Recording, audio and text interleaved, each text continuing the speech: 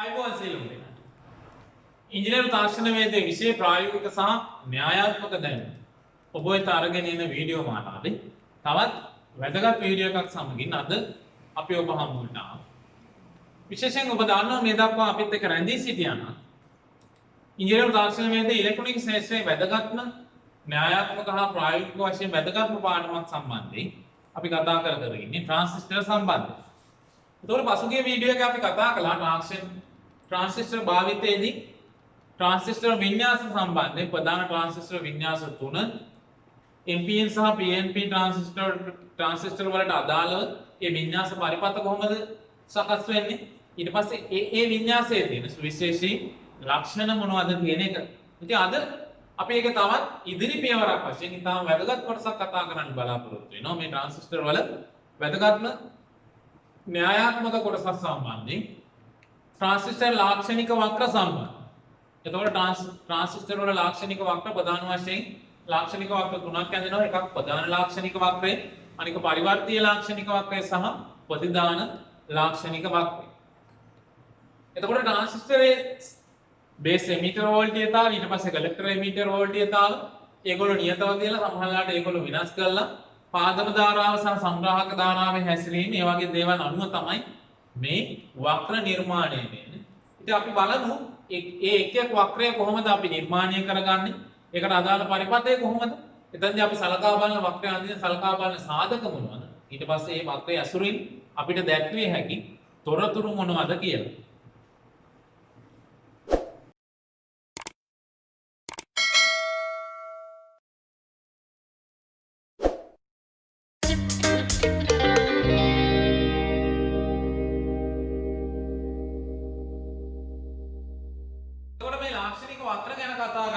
විශේෂයෙන් අපි මේ ट्रांसिस्टर එක ක්‍රියාව දැනගෙන ඉන්න ඕනේ. මොකද හේතුව එතකොට තමයි මේ ලාක්ෂණික වක්‍ර සම්බන්ධයෙන් අපිට බොහොම හොඳ අවබෝධයක් ලබා ගන්න පුළුවන්.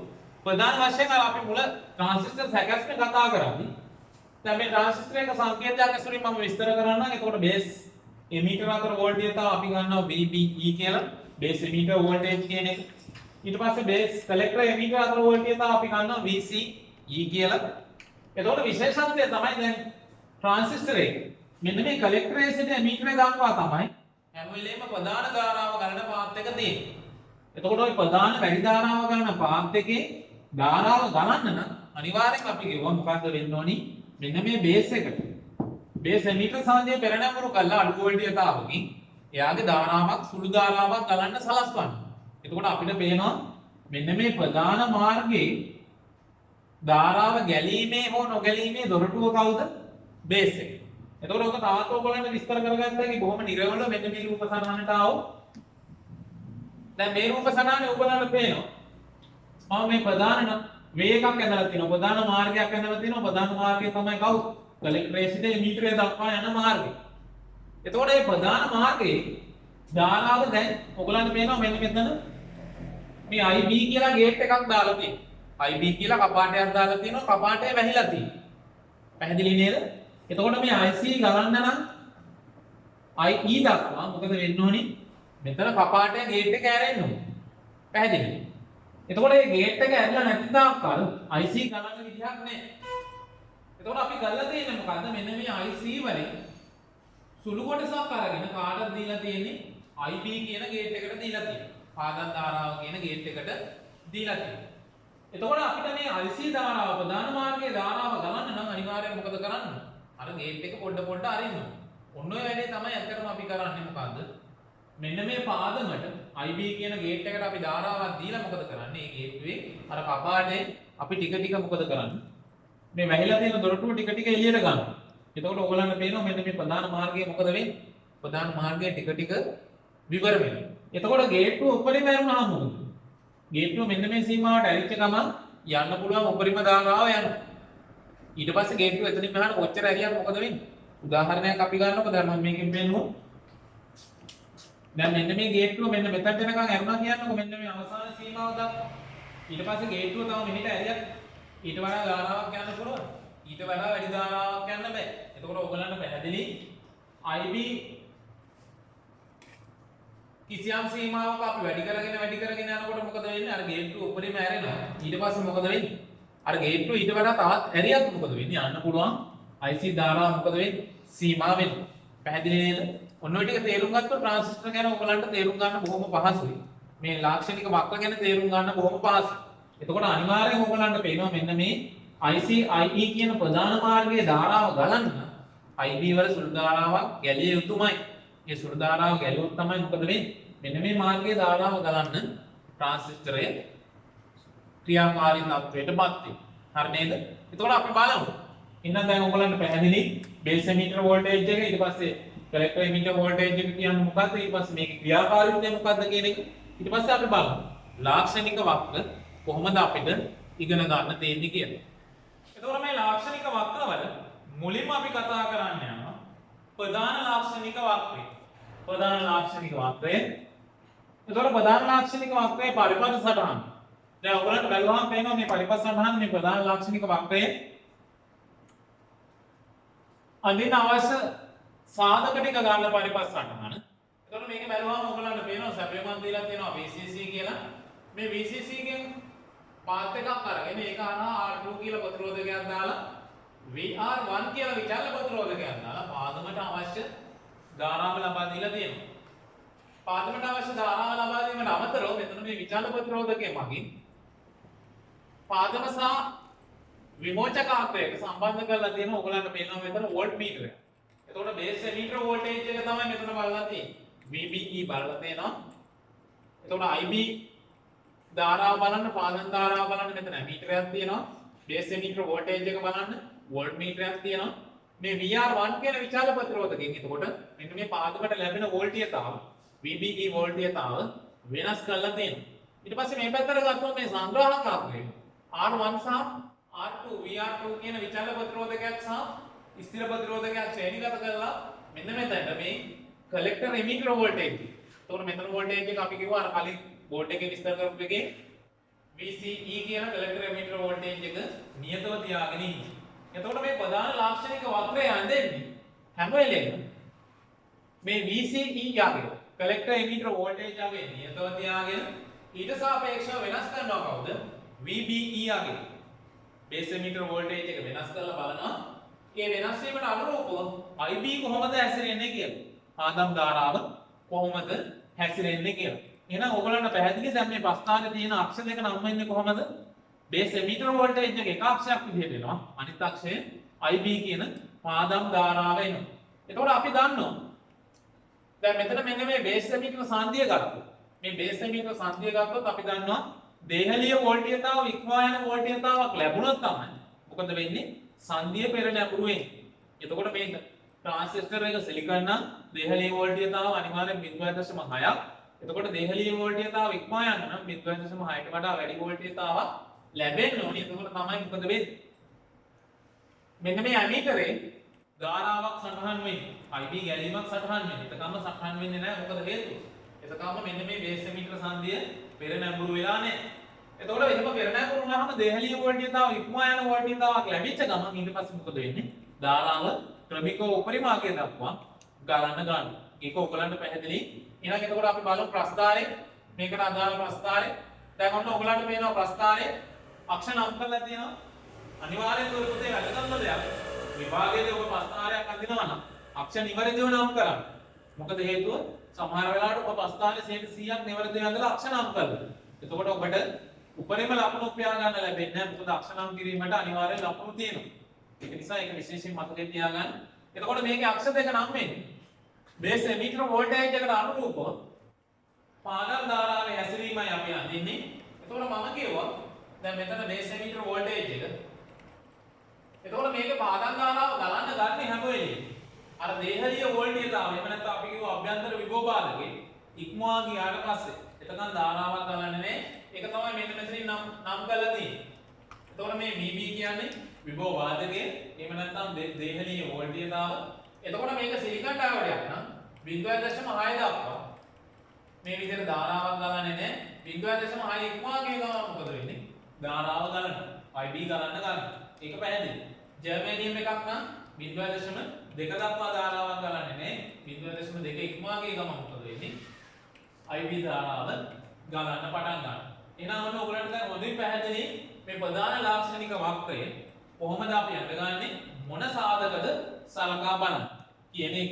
ඉතින් විශේෂයෙන් මේක මතකයෙන් තියාගන්න. එතකොට අනිවාර්යෙන් IB ගන්න නම් මෙන්න මේ දේශමීටර සංදිය පෙරනැඹුරු වෙන්න ඕනේ. ඒ පෙරනැඹුරු වෙන්නේ කොයි වෙලාවද? දේහලීය වෝල්ටීයතාව ඉක්මවා ගියාට පස්සේ. ඊගාට අපි කතා කරන්න යනවා දෙවෙනි ලාක්ෂණික වක්‍රය. දෙවෙනි ලාක්ෂණික වක්‍රය අපිට හඳුන්වනවා පරිවර්තීය ලාක්ෂණික වක්‍රය. එහෙම නැත්නම් තවත් නමක් තියෙනවා සංක්‍රමණ ලාක්ෂණික වක්‍රය. ඊටාම වැදගත් ලාක්ෂණික වක්‍රයක්. මොකද හේතුව ඔන්න ඔය ලාක්ෂණික වක්‍රය අපි කතා කරනවා ට්‍රාන්සිස්ටරයක ප්‍රධාන පැවතුම් අවස්ථා තුනක්. ට්‍රාන්සිස්ටරයක් ප්‍රධාන පැවතුම් අවස්ථා තුනක් යටතේ අපිට තියාගන්න පුළුවන්. එකක් තමයි කපාහැරි කලාපය අපි හඳුන්වනවා කට් ඔෆ් රීජන් එක කියලා. ඊට පස්සේ සක්‍රීය කලාපය ඇක්ටිව් රීජන් එක සහ සංතෘප්ත කලාපය අපි හඳුන්වනවා සැචුරේටඩ් රීජන් එක කියලා. ඔන්න ඔය ප්‍රධාන කලාප තුනේ ට්‍රාන්සිස්ටරේ පවත්වාගෙන අපිට පුළුවන් එක්ක ස්විච්යක් විදිහට නැත්නම් වර්ධකයක් විදිහට එහෙම නැත්නම් දෝලකයක් විදිහට භාවිතා කරන්න. ඉතින් අපි බලමු මේ පරිවර්තීය ලාක්ෂණික වක්‍රය කොහොමද සකස් වෙන්නේ කියලා. දැන් ඔයගොල්ලන්ට පේනවා පරිවර්තීය ලාක්ෂණික වක්‍රය හදනකොට සලකා බලන සාධක බලන්න අපිට අර වගේම පරිපථයක් තියෙනවා. මේකේ තර මම කලින් කතා කරපු විදිහමයි R2 කියලා ප්‍රතිරෝධකයක් සම්බන්ධ කරලා තියෙනවා VR1 කියන විචාලක ප්‍රතිරෝධකයට. ඒ විචාලක ප්‍රතිරෝධකය කරා මොකද කරලා තියෙන්නේ? මෙන්න මේ පාදකට ලැබෙන වෝල්ටීයතාව අඩු වැඩි කරලා තියෙනවා. ඒ අනුව මොකද වෙන්නේ? පාදමේ ධාරාව වෙනස් වීම බලන්න ඇමීටරයක් දාලා තියෙනවා. ඊට පස්සේ මෙතන මේ සංග්‍රාහක අක්‍රයට සම්බන්ධය ලැබෙන විදිය කලෙක්ටර් අක්‍රයට සම්බන්ධය ලැබෙන විදිය බැලුවොත් ඔයගලන්ට පේනවා R1 කියලා ප්‍රතිරෝධකයක් තියෙනවා VR2 කියලා විචාල ප්‍රතිරෝධකයක් තියෙනවා. එතකොට මෙතන වෝල්ටීයතාවත් වෙනස් කරලා මොකද කරලා තියෙන්නේ? ඊට අනුරූපව මෙන්න මේ සංග්‍රාහක ධාරාව IC වෙනස් වීම බලන්න ඇමීටරයක් සම්බන්ධ කරලා තියෙනවා. එතකොට මේ පරිවර්තීය ලාක්ෂණික වක්‍රය ඇදෙන්නේ හැම වෙලෙම මෙන්න මේ IB ධාරාවේ සහ IC ධාරාවේ වෙනස් වීම කොහොමද කියලා. එතකොට අපි බලමු ප්‍රස්ථාරය ඇදෙන විදිහ, ප්‍රස්ථාරය ඇදෙන්නේ කොහොමද කියලා. එතකොට මේකේ පරිවර්තීය ලාක්ෂණික වක්‍රය අඳින්නේ හැම වෙලෙම විමෝචක සංග්‍රාහක වෝල්ටීයතාව VCE නියතවතිය පාදම් ධාරාව වෙනස් කරනවා. එතකොට IC ට මොකද වෙන්නේ කියලා. මෙන්න මේ VCE යගේ නියතවතියලා මෙන්න මේ IB වෙනස් කරලා බලමු. ඊට අනුරූපව IC කොහොමද හැසිරෙන්නේ කියලා. පාදම් ධාරාවට අනුව සංග්‍රාහක ධාරාවේ හැසිරීම කොහොමද කියන එක තමයි බලන්නේ. එතකොට අපි බලමු ප්‍රස්ථාරය. එතකොට ප්‍රස්ථාරයේ අක්ෂ දෙක නම් වෙන්නේ. දැන් මෙතන ඔයගලන්ට පේනවා මේ අක්ෂය නම් වෙලා තියෙනවා IB වලින්. මේ පැත්තේ සිරස් අක්ෂය නම් වෙලා තියෙනවා IC වලින්. එතකොට මම කිව්වා IB කියන්නේ ඉතා කුඩා ගාන. ඒකෙන්ද සංකේතවත් වෙනවා මයික්‍රෝ ඇම්පියර්. IC කියන්නේ විශාල ධාරාවක්. ඒක නිසා එයා සංකේතවත් වෙනවා මිලි ඇම්පියර් වලින්. එතකොට අර මම කිව්වා මේකේ මුලින්ම මෙන්න මේ IB ගැලුවොත් විතරයි IB ගණන් පටන් ගත්තොත් විතරයි මොකද වෙන්නේ? IC ගණන් පටන් ගන්න. ඊට පස්සේ අපි මොකද කරන්නේ? IB වැඩි කරගෙන යනවා. එතකොට ඊට අනුරූපව මොකද වෙන්නේ? IC වැඩි වෙනවා. ඊට පස්සේ මම කිව්වා එක්තරා අවස්ථාවක් අර ගේට් එක උඩරේ මැරුණාට පස්සේ ගේට් එක උඩරේ මැරලා අපි එතනින් ගියාම තවත් ඇලියට මොකද වෙන්නේ? අර මාර්ගය හරහා ප්‍රධාන මාර්ගය හරහා ගලා යන්න පුළුවන් IC ධාරාව එතනින් ගියාම වෙනස් වෙන්නේ නැහැ. මොකද ප්‍රධාන මාර්ගය යන්න පුළුවන් උපරිම ධාරාව එතකොට ගලනවා. ඊට පස්සේ ගේට් එක තව ඇලිය කියලා මොකද වෙන්නේ? වෙනසක් වෙන්නේ නැහැ. එතකොට ඒක අපිට මෙතන බලාගත්තා. ඒ කියන්නේ IB වැඩි කරනකොට ඊට අනුරූපව IC වැඩි වෙනවා. එහෙම වැඩි කරගෙන යනකොට එක්තරා අවස්ථාවක් එනවා IB වැඩි කළා කියලා IC වෙනස් වෙන්නේ නැහැ. ඔන්න ඔය කලාප ටික තමයි තියෙන්නේ. එතකොට එක අවස්ථාවක IB ගලන්නෙත් නැහැ. එතකොට ICත් නැහැ. IB බිඳුවයි IC බිඳුවයි. ඊට පස්සේ දෙවෙනි අවස්ථාව ගත්තොත් IB ට අනුරූපව IC වැඩි වෙනවා. තුන්වෙනි අවස්ථාව අවසාන අවස්ථාව ගත්තොත් IB වැඩි කළාට IC වෙනස් වෙන්නේ නැහැ. නියත අගයක තියෙනවා. ඔන්න ඔය අවස්ථා තුන තමයි මේ ප්‍රස්ථාර ලාක්ෂණික වක්‍රයේ ප්‍රධාන වශයෙන් අපි දක්වන්නේ. එතකොට මේක බැලුවම ඔයගොල්ලන්ට පේනවා. මෙන්න මේ මූල ලක්ෂයට ආවොත් ඔයගොල්ලන්ට පේනවා මේ IB බිඳුවයි IC බිඳුවයි. ඒ කියන්නේ මේ IB ගලන්නෙත් නැහැ, IC ගලන්නෙත් නැහැ. ඔන්න ඔය අවස්ථාව අපි හඳුන්වනවා ට්‍රාන්සිස්ටර් එක කපාහැරි අවස්ථාව කියලා. කට් ඔෆ් එක. IB ගලන්නේ IC ගලන්නේ. Cut off region. ඊට පස්සේ දෙවෙනි අවස්ථාව අපි ගත්තොත් ඔයගොල්ලන්ට පේනවා මෙන්න මේ IB ක්‍රමානුකූලව වැඩි වෙනවා. දැන් මෙන්න මෙතනට එනකොට මේ IB ක්‍රමානුකූලව වැඩි වෙලා IB වැඩි වෙනකොට මොකද වෙලා තියෙන්නේ? IC වැඩි වෙනවා. අන්න අපි කියනවා ඔන්න ඔය අවස්ථාව මොකක් කියලා? සක්‍රීය අවස්ථාව. ඇක්ටිව් රීජන් එක. සක්‍රීය කලාපය එහෙම නැත්නම් රේඛීය කලාපය කියලා අපි හඳුන්වනවා. එතකොට ඇක්ටිව් රීජන් එකේ තියෙන විශේෂත්වය තමයි IC සමාන වෙනවා කාටද? බීටා IB වලට. මොනවත් මතක තියාගන්න. කපා හැරි කලාපේ IC බිඳුවයි IB බිඳුවයි. සක්‍රීය කලාපයට ආවම IC සමානයි කාටද? Beta IB. ඒ කියන්නේ IB වැඩි වෙනකොට මොකද වෙන්නේ? ඊට අනුරූපව IC වැඩි වෙනවා. ඊට පස්සේ මෙන්න මෙතනට ආවට පස්සේ ඔයගලන්ට පේනවා මෙන්න මේ රීජන් එකට ආවට පස්සේ මේ IC ගිහිල්ලා තියෙනවා කවුද දක්වාද? IC max දක්වා.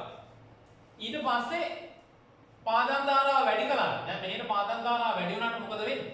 IC max දක්වා IB වැඩි කරලා එතනින් එහාට IB වෙනස් කරනකොට මොකද වෙන්නේ? IC ගේ වෙනසක් වෙන්නේ නෑ. එතකොට IB වැඩි කළා කියලා IC වෙනස් වෙන්නේ නැති කලාපය තමයි මෙන්න මෙතන මේ ඉහළින්ම තියෙන්නේ. එතකොට මේ කලාපය අපි හඳුන්වනවා සම්ප්‍රයුක්ත කලාපය. එහෙම නැත්නම් සැචුරේටඩ් රීජන් එක. IB කොච්චර වැඩි කළාද මොකද වෙන්නේ? IC වෙනසක් වෙන්නේ නෑ. අන්නේ කලාපයේදී අපිට ගණිතමය සම්බන්ධය දක්වන්න පුළුවන්. මොකද්ද? IC කුඩා වෙනවා කාට වඩාද? බීටා IB ට වඩා. මොන පැහැදිලි එහෙනම් මේ ලාක්ෂණික වක්‍රය ඉතාම වැදගත්. මේ පරිවර්තීය ලාක්ෂණික වක්‍රය මොකද හේතුව? ට්‍රාන්සිස්ටරයක පවත්නා පැවතුම් අවස්ථා. පැවතුම් කලාප තුන දක්වන එක. ඒක නිසා මම ආපෝසය මතක් කරනවා ඔයගොල්ලන්ට. මේ වක්‍රය ඇන්දේ එතකොට අපි IB ට අනුරූපව IC ගේ වෙනස් වීම. IB මයික්‍රෝ ඇම්පියර් වලින් IC මිලි ඇම්පියර් වලින්. එතකොට ඔයගොල්ලන්ට පේනවා පළවෙනි අවස්ථාව මෙන්න මෙතන IC බිඳුවයි IB බිඳුවයි අපි ඒක හඳුන්වනවා සපාහැරි කලාපය කියලා කට් ඔෆ් රීජන් එක. එතකොට එතන ගණිතමය සම්බන්ධය තමයි IC සහ IB බිඳුවට සමානයි. දෙන්නම ගලන්නේ නැහැ. ඊට පස්සේ IB වැඩි කරනකොට IC වැඩි වෙන කලාපය අපි හඳුන්වනවා මෙන්න මේ කලාපය ඇක්ටිව් රීජන් එක කියලා. සක්‍රීය කලාපය එහෙම නැත්නම් රේඛීය කලාපය. එතකොට එතන ගණිතමය සම්බන්ධය තමයි IC සමාන වෙනවා බීටා IB ට. ඊට පස්සේ තුන්වෙනි කලාපය මෙන්න මේ ඉහළ තියෙන කලාපය IB වැඩි කලාට IC වෙනසක් වෙන්නේ නැති කලාපය අපි කියනවා සම්ප්‍රයුක්ත කලාපය. එහෙම නැත්නම් සැචුරේටඩ් රීජන් එක. එතන තියෙන ගණිතමය සංකල්පය තමයි IC කුඩා වෙනවා බීටා IB ට වඩා. ඔන්නෝක තමයි මේ ලාක්ෂණික වක්‍රයේ තියෙන වැදගත්ම හරය. ඇත්තටම ට්‍රාන්සිස්ටර් වල පාඩමේ හරය කිව්වොත් මොන්නේ මේ කොටස ඉවරයි. ඒක නිසා මේ කලාප ටික අනිවාර්යෙන් මතක තියාගන්න. එතකොට මේ කලාපත් එක්කම තවත් වැදගත් දෙයක් තියෙනවා. අර මම කිව්ව ස්විචයක්, වර්ධකයක්, දෝලකයක්. ඔන්න ඔය කියන පැවතුම් අවස්ථාවල ට්‍රාන්සිස්ටරේ තියාගන්නේ මෙන්න මේ කලාපන්. දැන් උදාහරණයක් අපි ගත්තොත් වර්ධක අවස්ථාව. ඇම්ප් එකක් විදිහට භාවිතා කරනවා නම් මෙන්න මේ ඇක්ටිව් රීජන් එක විතරයි පාවිච්චි කරන්න පුළුවන්. සක්‍රීය කලාප.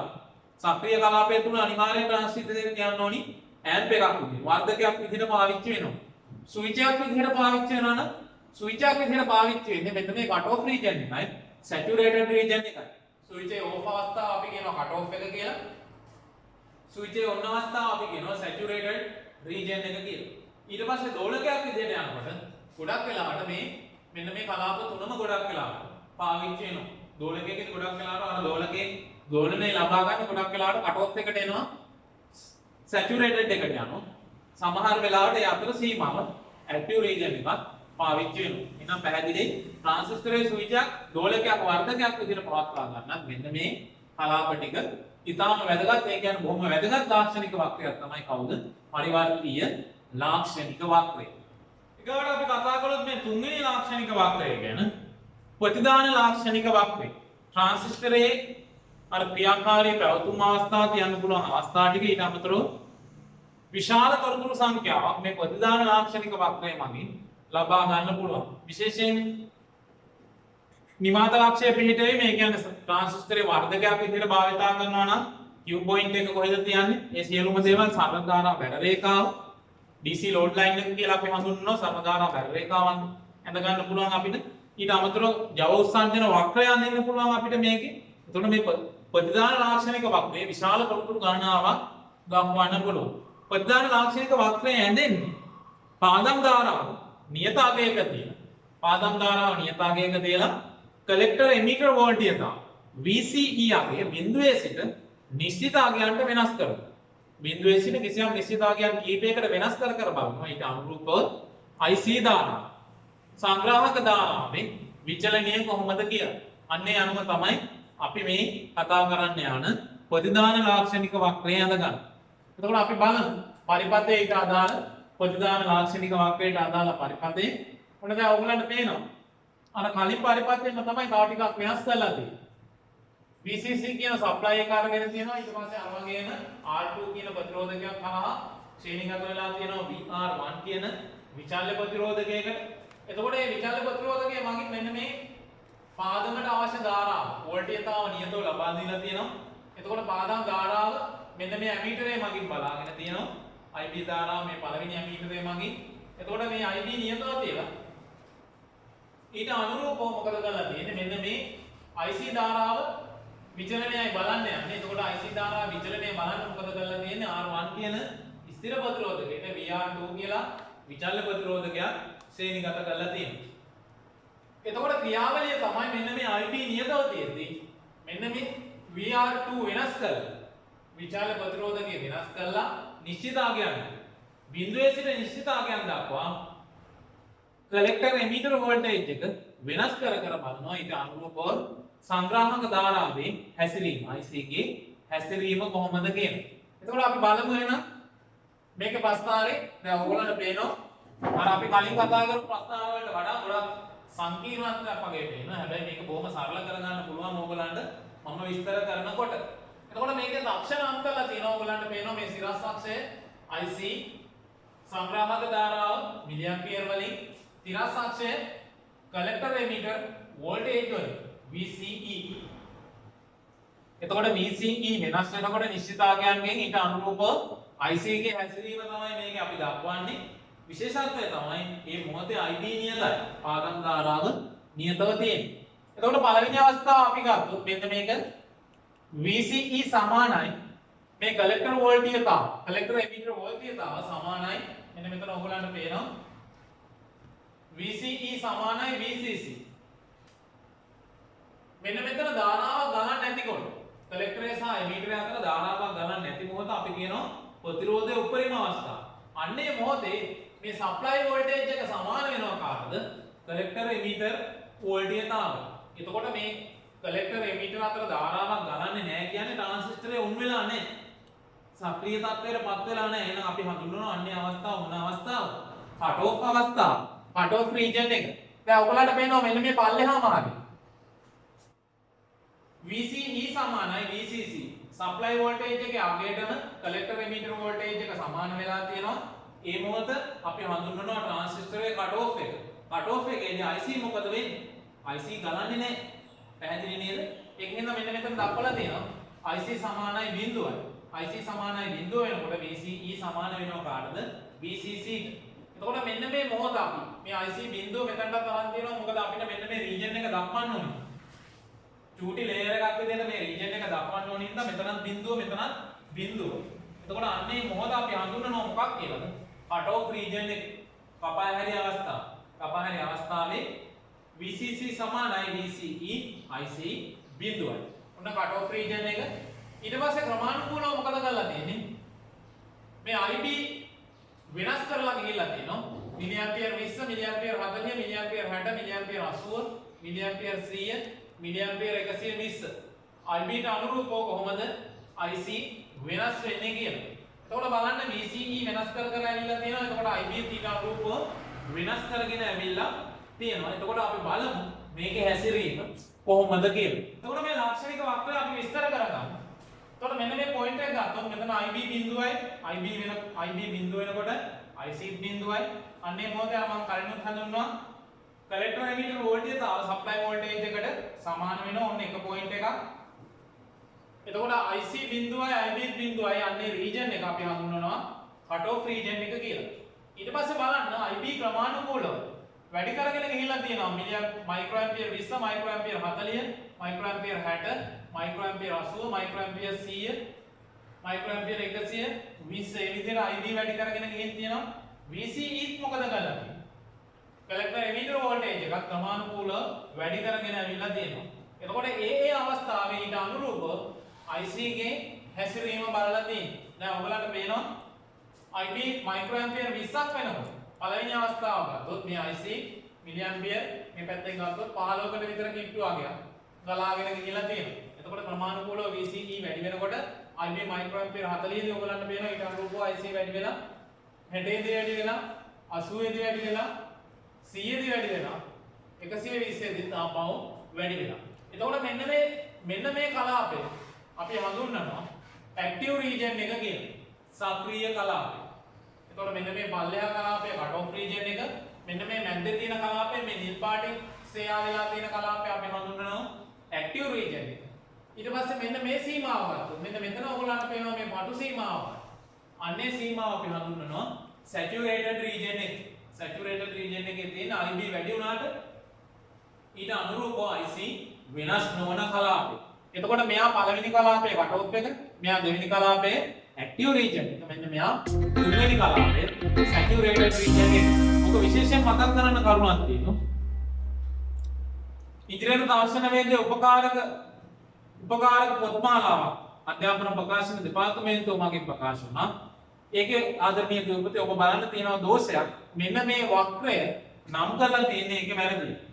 ඒක නිසා ඒ වැරද්දත් ඔබ නිවැරදි කරගන්න මෙතනම මෙන්න මේ පල්ලෙහා තියෙන්නේ IC බිඳුවයි IB බිඳුවයි කට් ඔෆ් රීජන් එක. ඊට පස්සේ IB ට අනුරූපව IC වැඩි වෙන මෙන්න මේ කලාපයේ සක්‍රීය කලාපයේ ඇක්ටිව් රීජන් එක.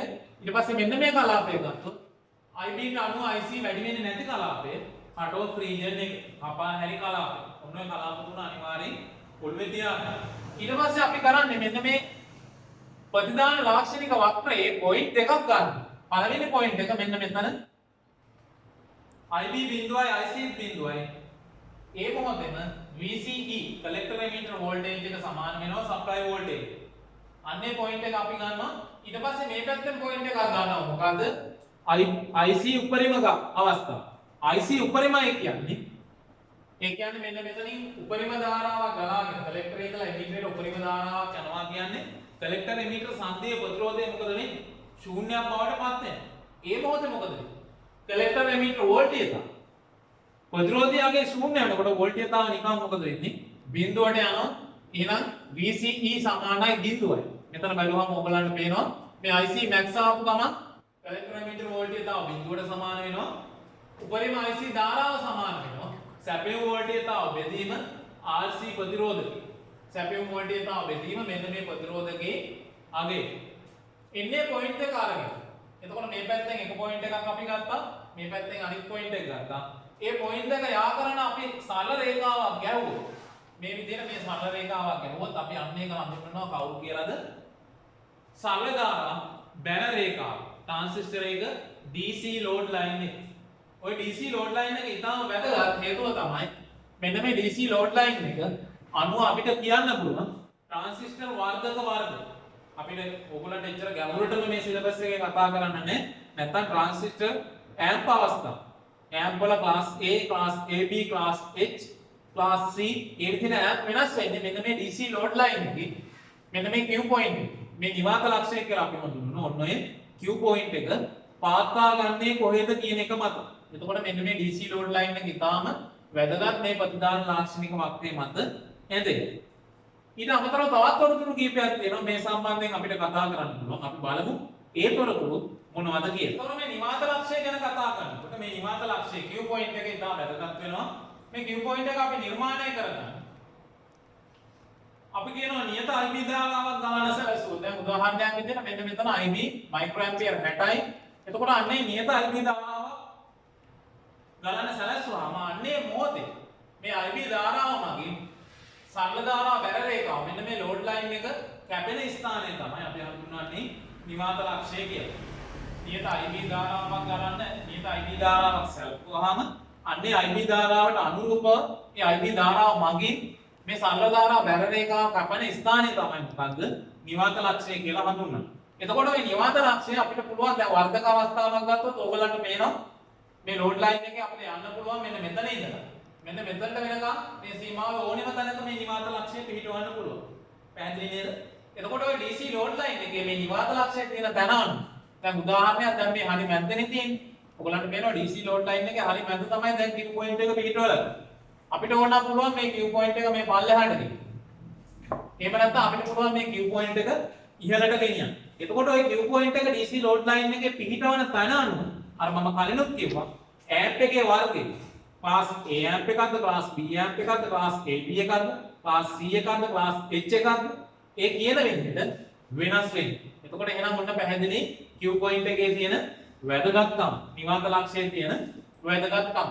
ඊට අමතරව තව අපිට මේකේ විශේෂයෙන් මේ ප්‍රතිදාන ලාක්ෂණික වක්‍රය දැන් අපි මෙතන ඇඳලා නැහැ.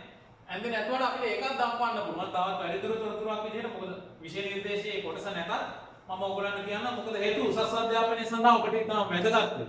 මේක තව අපිට අඳින්න පුළුවන් උපරිම ජව උත්සර්ජන වක්‍රය. උපරිම ජව උත්සර්ජන වක්‍රය ඒ කියන්නේ අපි දන්නවා අර මම කිව්වා ට්‍රාන්සිස්ටර් නැඹුරු වෙන. ට්‍රාන්සිස්ටරයක් ක්‍රියාකාරීත්වයට තත්ත්වයටපත් වෙලා ධාරාව ගන්නකොට උෂ්ණත්වය නිකුත් වෙනවා, තාපය නිකුත් වෙනවා.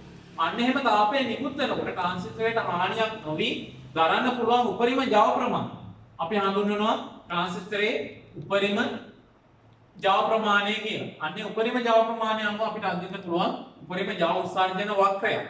අන්නේ වක්‍රය අනුව අපිට හිතාගත්ත හැකි ට්‍රාන්සිස්ටරයේ අනිවාර්යෙන් ඒ උපරිම ජව උත්සර්ජන ප්‍රමාණයට වඩා අඩු සීමාවක තමයි අපි පිහිටවන්න ඕනේ. නඟුරු කරලා පිහිටවන්න ඕනේ. නැත්නම් මොකද වෙන්නේ? ඇම්ප් එකක් විදිහට ගත්තොත් උපරිම ජව උත්සර්ජන සීමාවට වඩා පැන්නොත් ඇම්ප් එක පිච්චිලා යනවා. ට්‍රාන්සිස්ටරේ පිච්චෙනවා. ඒක නිසා ඒකත් මෙතනම අපිට අඳින්න පුළුවන්. ඒක ගොඩක් වෙලාවට ඇඳෙන්නේ මෙන්න මේ DC load line එකට උඩින් වක්‍රයක් විදිහට. මෙන්න මේ විදිහට වක්‍රයක් විදිහට තමයි ඇඳෙන්නේ. උපරිම ජව උත්සර්ජන වක්‍රය. එතකොට ඔය උපරිම ජව උත්සර්ජනය ට්‍රාන්සිස්ටරයක උපරිම ජව උත්සර්ජනය ගණනය කරන්න සමීකරණයක් තියෙනවා දූපතේ. ඒකත් මතක තියාගන්න. Pmax සමානයි Pmax සමාන වෙනවා VCE ඒ කියන්නේ කලෙක්ටරෝමීටර් වෝල්ටේජතාව ගුණ කිරීම කවුද IC සංග්‍රාහක ධාරාව. එතකොට අපිට ලැබෙනවා උපරිම ජව උත්සර්ජනය Pmax සමානයි VCE ගුණ කිරීම IC කියන එක උපරිම ජව උත්සර්ජනය. එතකොට උපරිම ජව උත්සර්ජන වක්‍රය යනකොට උපරිම ජව උත්සර්ජන වක්‍රය යනකොට මේ පැත්ත IC වලින් අපිට සංකේතවත් වෙනවා. මෙතන VCE වලින් සංකේතවත් වෙනවා. අපිට මෙන්න මේ වගේ කර්ව් එකක් තමයි වක්‍රය. එතකොට අනිවාර්යෙන් ඇම්ප් එකක් විදිහට පාවිච්චි කරනවා නම් මොනවා හරි පැවතුම් අවස්ථාවක් ට්‍රාන්සිස්ටරේ තියෙනවා නම් මෙන්න මේ උපරිම ජව උත්සර්ජන වක්‍රය තුල පිහිටා නැති වෙන්නේ. දැන් මේ විදිහට අපිට අඳගත්තා කි DC load line එක. DC load line එකට ඉහළින් තමයි මේ උපරිම ජව උත්සර්ජන වක්‍රය ක්‍රියාත්මක වෙන්නේ. එතකොට අනිවාර්යෙන් අපි මෙන්න මේ අවස්ථාවේ මේ උපරිම ජව උත්සර්ජන වක්‍රයට පහළ අවස්ථාවක ට්‍රාන්සිස්ටරේ පවත්වාගෙන යන්න ඕනේ. නැත්නම් ට්‍රාන්සිස්ටරේට හානි වෙන්න පුළුවන්. විශේෂයෙන් තාපවත් වීම මගින් හානි වෙන්න පුළුවන්. ඒක නිසා තමයි ඔයගොල්ලෝ දැකලා ඇති ට්‍රාන්සිස්ටර් ඇම්ප් එකක් විදිහට හරි මොනවා හරි විදිහකට ලොකු ධාරාවක් ගන්න පරිපථයක භාවිතා වෙනවා. හීට් සිංක් පාවිච්චි කරලා තියෙනවා. එතකොට මේ හීට් සිංක් එක හරහා මොකද වෙන්නේ? අර තාපය බාහිර වායු ගෝලයට නිකුත් කරලා ට්‍රාන්සිස්ටරයේ තාපවත් වීම අඩු කරලා ආරක්ෂා කරගන්න. ඔන්න එහෙනම් අපි තවත් වැදගත් කරුණක් කිව්වා. එතකොට ට්‍රාන්සිස්ටරයක් භාවිතා වෙන හැම අවස්ථාවකම භාවිතා වෙන්න ඕනේ උපරිම ජව උත්සර්ජන වක්‍රයට පහළ අවස්ථාවක. එහෙම නැත්නම් ට්‍රාන්සිස්ටරේ හානි වෙන්න පුළුවන්. මේ උපරිම ජව උත්සර්ජන වක්‍රයේ සීමාව තුළ ක්‍රියාත්මක වෙනවා නම් අනිවාර්යෙන් හීට් සිංක් සම්බන්ධ කරලා ෆෑන් දාලා ඒ උෂ්ණත්වය ඉවත් වෙලා යන විදිහට කටයුතු කරන්න ඕනේ. එතකොට දැන් මේ පස්තාරේ බැලුවාම ඔයගොල්ලන්ට පේනවා මේ DC load line එක පිහිටවලා තියෙන විශේෂ ස්ථානයක. මෙන්න මෙතනින් බැලුවාම මේ ස්ථානය ඔයගොල්ලන්ට පේනවා VCE සමානයි VCC වලින් භාගයකට. සප්ලයි වෝල්ටේජ් එකෙන් භාගයක අගයකට VCE පවත්වලා. ඒ කියන්නේ අපි උදාහරණයක් ගත්තොත් සප්ලයි වෝල්ටේජ් එක වෝල්ට් 12යි නම් වෝල්ට් 6ක්. දැන් මේක සප්ලයි වෝල්ටේජ් එක උපරිම ආරම්භ වෙන වෝල්ට් 12යි. එතකොට VCE භාගයයි VCC වෙන අවස්ථාව තමයි වෝල්ට් 6 කියන අවස්ථාව. අන්නේ මොහොතේ Q point එක පිහිටවලා තියෙනවා. එතකොට ඊට අනුරූපව මේ පැත්තේ ධාරාවක් බලුවම ඔයගලන්ට පේනවා බිඳුවේ සිට 80ට වෙනස් වෙලා තියෙනවා ධාරාව. හරි මැද්දෙන් IC වල හරි මැද්දෙන් ධාරාව පිහිටවාගෙන තියෙනවා. එතකොට මේ Q point එක මේ විදිහට මේ load line එකේ හරි මැද්ද පිහිටවා ගැනීම වාසියක් තියෙනවා.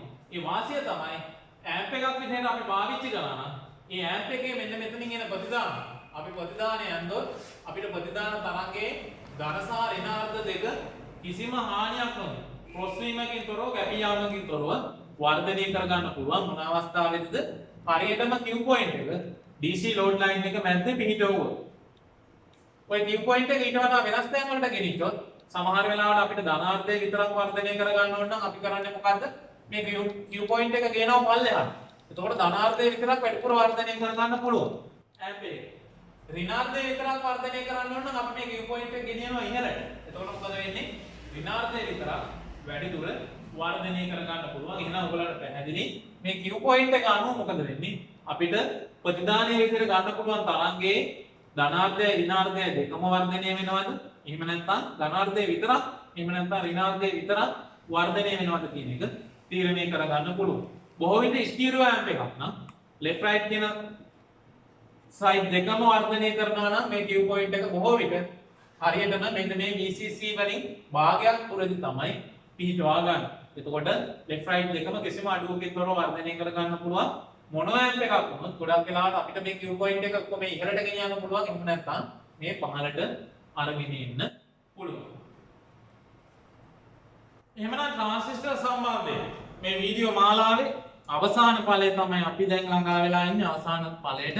මොකද හේතුව ට්‍රාන්සිස්ටර් සම්බන්ධයෙන් වැදගත්ම කොටස් සියල්ල අපි කතා කරලා අවසන් කළා.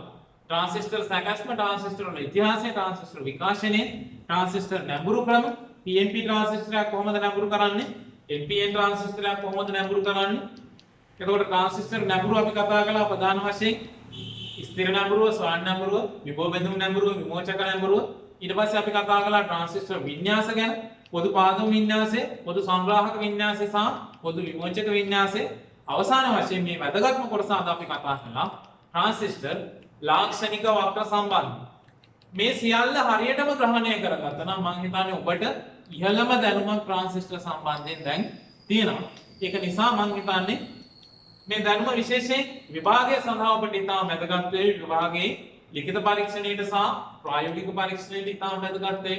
ඊට අමතරව අපිත් එක්ක එකතු වෙලා ඉන්න සියලුම දෙනාගේ ප්‍රායෝගික ජීවිතයේ තාක්ෂණික දැනුම වෙනුවෙන් මේවා ඉතාම වැදගත් වේ. ඉතින් මම හිතන්නේ මේ සියලුම කොටස් ඔබගේ යාළු හිත මිත්‍රාදීන් සියලුම දෙනාත් එක්ක බෙදා ගන්න කියන ආරාධනය. විශේෂයෙන් අපි ඊගාව වීඩියෝ එකදී කරන්න බලාපොරොත්තු වෙනවා ट्रांसिस्टर සම්බන්ධයෙන් ගණනය කිරීම. සියලුම දෙනාට විශේෂයෙන් උසස් පෙළ විභාගයට මුහුණ දෙන්න ඉන්න අපේ දරුවන්ට ඉතාම වැදගත් වේවි. ट्रांसिस्टर ආශ්‍රිත විභාග ප්‍රශ්න ඊට අමතරව අපි සකස් කරපු අනුමාන ප්‍රශ්න ඇසුරින් කොහොමද එක එක ट्रांसिस्टर ප්‍රශ්නයට අදාළව ගණනය කිරීම සිද්ධ කරන්න කියන එක. ඉතින් මේ වැදගත් වීඩියෝ එක හමු වෙන බලාපොරොත්තු වෙයි අදට අපි ඔබෙන් සමුගෙන යන්න.